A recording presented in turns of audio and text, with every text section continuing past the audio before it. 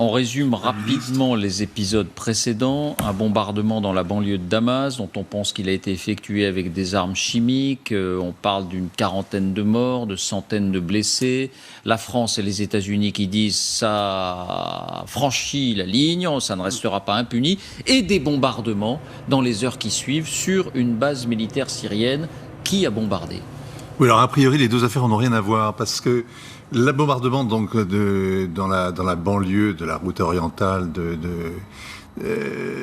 aux armes chimiques n'est pas prouvé. On entend depuis 36 heures donc les dirigeants français, puis Donald Trump dire qu'il faut une réponse très forte, que Bachar el-Assad va payer le prix fort.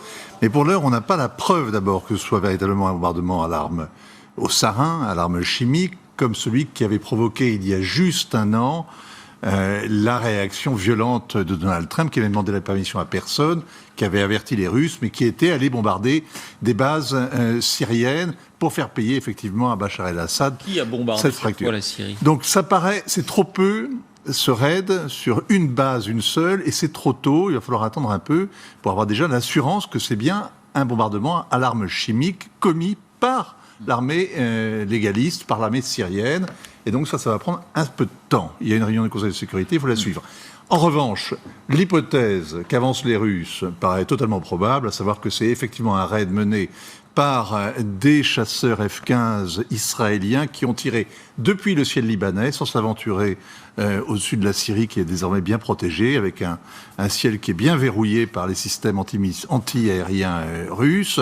Ce sont donc c'est une base dans laquelle se trouve la force Al-Rods, c'est-à-dire les gardiens de la Révolution, qui en ont fait pratiquement une base permanente, qui se trouve en plein milieu de la Syrie. C'est la base de la Révolution iranienne. Oui, bien sûr, les gardiens de la Révolution iranienne, qui sont la force vraiment la plus aguerrie, hein, en plus par les années de guerre qu'ils viennent de faire. Et cette base permanente, les Israéliens n'en veulent pas. Ils ne veulent pas d'une base qui est à portée de tir du Golan, et même à portée de tir de Dimona, leur force nucléaire.